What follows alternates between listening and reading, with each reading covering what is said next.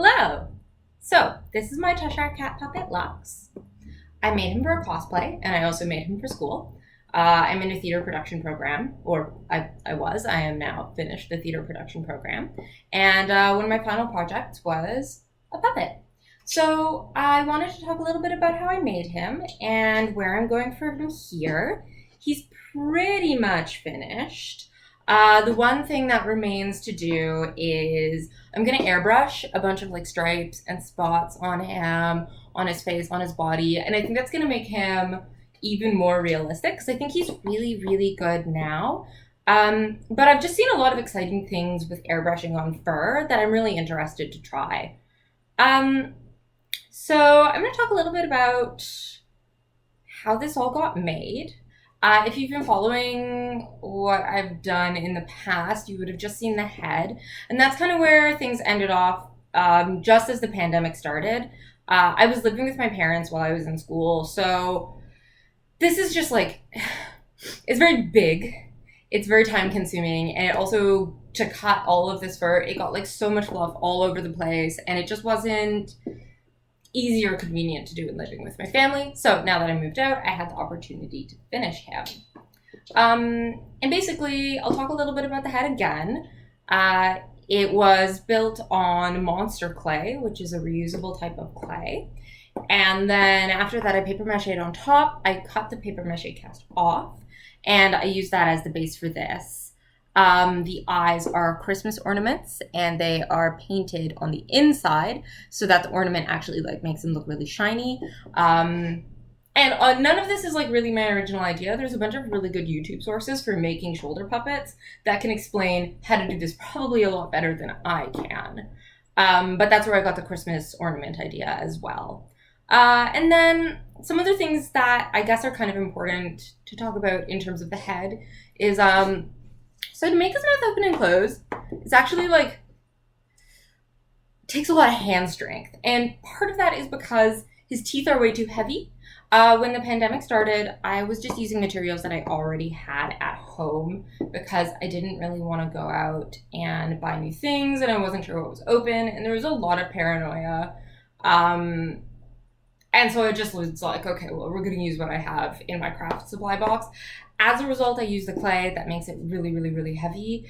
And I've noticed that because I've done like 5 takes of this already, and my hand is really, really hurting. So when I take this out to a con, I'm going to need to figure out something in terms of like maybe like a counterweight or like a way to actually rest him on like my shoulder when I want to be using my other arm and give myself a break. So make your head as light as possible if you're ever going to do something like this, because I'm kind of in pain. My thoughts about what to do with teeth, I would take these teeth out and replace them, but they're all like warblet in there, and now everything is put together. And this is the first time I've ever made a puppet, so mistakes are going to happen. But my thought about what might be a good idea for sharp teeth in the future would be fake nails, because they are cheap and they are light.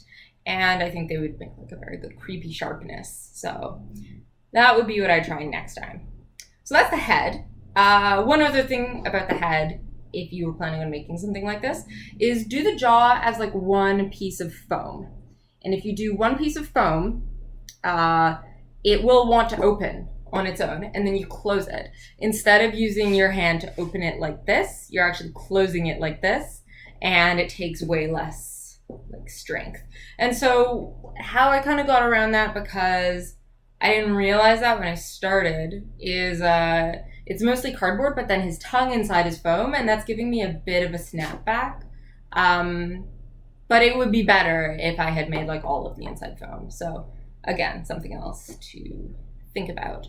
Now, moving from there, I had made the head, and then it was time for the body. And the body is made out of maybe 2 yards of fun fur. I think like 1.5. I had the black sitting around at home already, and then I bought the purple, and I paid like way too much money for this purple. I think it was like $100, but it's also way better than the black, which is probably like $40. And if you could feel this, you would like feel there's a big difference, and it's way softer, and it's just like super fucking deluxe, and then this is like kind of scratchy. So you actually do get what you pay for with fun fur, and I think it was worth it for a project like this, which is a huge commitment for me.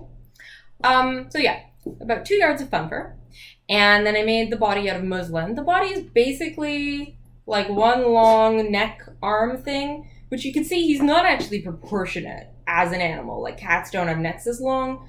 But when I'm doing this, I don't think it's like super noticeable. And he's also like a creepy monster, so I don't think it's a huge deal.